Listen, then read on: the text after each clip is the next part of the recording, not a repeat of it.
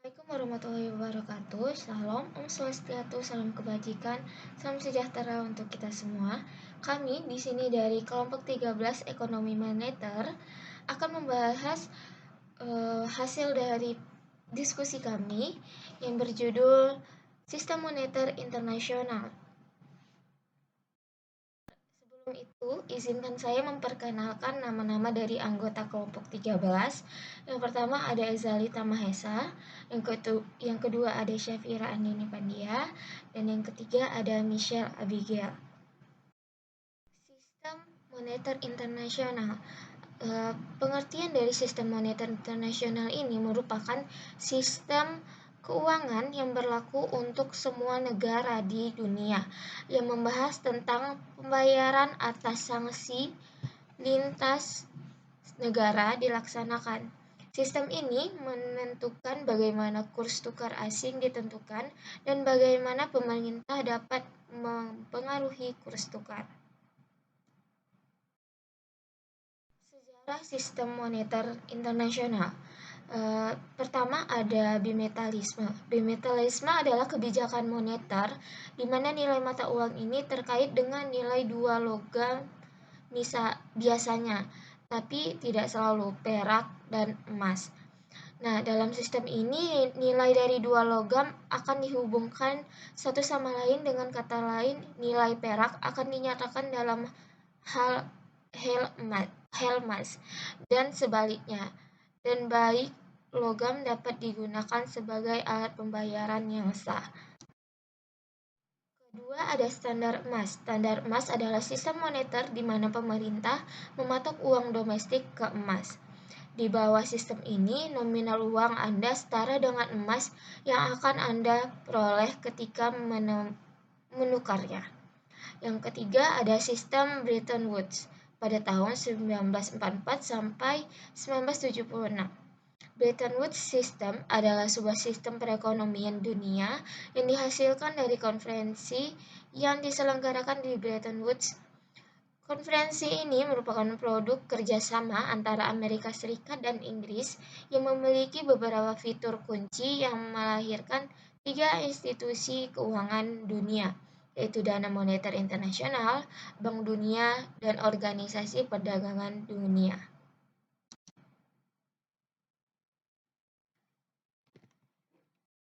Sistem penetapan kurva valuta asing. Yang pertama ada kurs tetap. Kurs tetap adalah nilai kurs mata uang dalam negeri yang ditetapkan besarnya oleh pemerintah terhadap mata uang asing seperti dolar Amerika berdasarkan standar emas. Artinya pemerintah menjamin mata uangnya dengan emas. Yang kedua adalah kurs mengambang.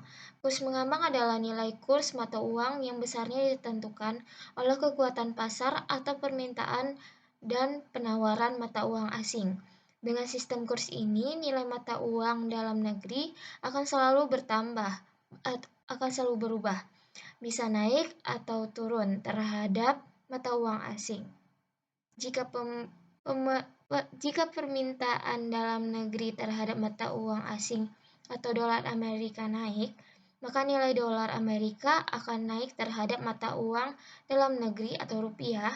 Akan tetapi jika permintaan atau membeli dolar Amerika turun, maka nilai Hubungan dolar moneter Amerika juga internasional akan turun. memiliki Sedangkan tujuan apabila untuk penawaran memastikan stabilitas atau sistem yang moneter menjual mata uang internasional, asing yaitu ke sistem dolar nilai Amerika tukar naik, dan pembayaran maka internasional akibatnya yang nilai dolar memungkinkan negara Amerika dan warganya akan turun. untuk bertransaksi Begitu juga satu sama sebaliknya. lain. Adapun kriteria untuk melihat kualitas sebuah sistem moneter. Yang pertama adalah kriteria penyesuaian atau adjustment. Kriteria ini merujuk pada fasilitas, prosedur, proses, atau kemudahan mekanisme koreksi atas setiap ketidakseimbangan neraca pembayaran yang terkandung dalam masing-masing sistem. Yang kedua adalah kriteria likuiditas atau liquidity, mengacu pada sejumlah aset cadangan internasional yang tersedia guna mengatasi berbagai ketidakseimbangan temporer pada neraca pembayaran. Dan yang ketiga adalah kriteria kepercayaan atau confidence. Kriteria ini merujuk pada sejauh mana masyarakat internasional memiliki pengetahuan dan menaruh kepercayaan atas mekanisme penyesuaian dan ketersediaan cadangan internasional dalam mengatasi berbagai masalah pembayaran yang ada pada sebuah sistem. Pertukaran mata uang asing atau yang disebut juga dengan valuta asing merupakan suatu jenis perdagangan atau transaksi yang memperdagangkan mata uang suatu negara terhadap mata uang negara lainnya yang melibatkan pasar-pasar uang utama di dunia selama 24 jam secara berkesinambungan. Fungsi valuta asing yang pertama sebagai alat tukar dan alat pembayaran internasional. Falas adalah mata uang yang digunakan sebagai alat untuk menukar barang dan jasa dari suatu negara terhadap negara lainnya. Yang kedua, alat untuk mengendalikan kurs. Valuta asing juga merupakan alat pengontrol terhadap mata uang suatu negara dengan membandingkan nilai mata uang suatu negara terhadap negara lain. Yang ketiga, alat untuk memperlancar perdagangan internasional. Falas, kemudahan terjadinya perdagangan internasional. Jika tidak ada falas, maka perdagangan internasional dapat mengalami gangguan, bahkan tidak dapat bertransaksi. Adanya falas ditambah dengan kemajuan teknologi dapat mempermudah jual beli yang terjadi antar negara. Yang kedua, faktor mempengaruhi pertukaran. Banyak faktor yang menentukan nilai tukar dan semua yang berhubungan dengan perdagangan antar negara.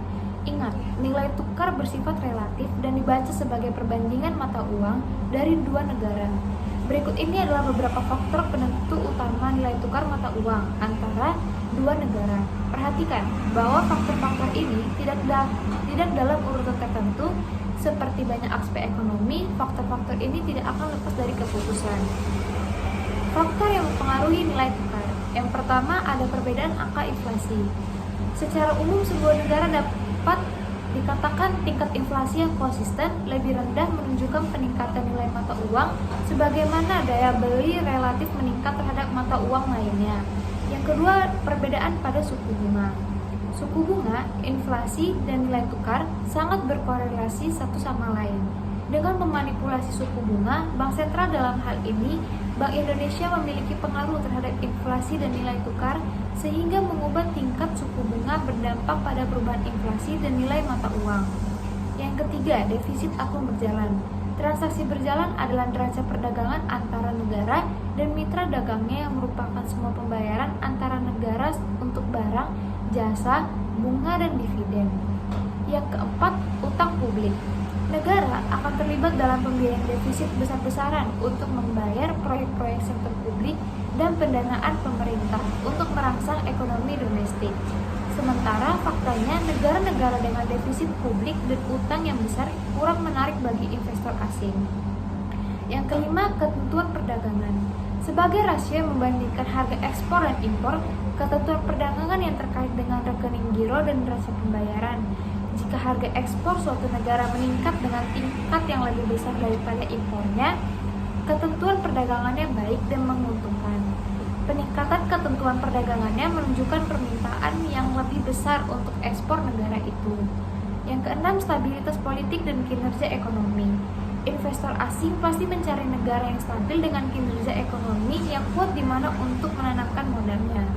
Sebuah negara dengan situasi positif seperti itu akan menarik dana investasi daripada negara-negara lain yang dianggap memiliki resiko politik dan ekonomi. Baiklah, sekian hasil dari presentasi kami tentang sistem moneter internasional dari kelompok 13. Terima kasih atas perhatiannya dan terima kasih juga kami ucapkan kepada dosen kami, Bapak Hamdi, yang telah mengajarkan kami tentang pelajaran ekonomi moneter. Sekian dari kami. Assalamualaikum warahmatullahi wabarakatuh.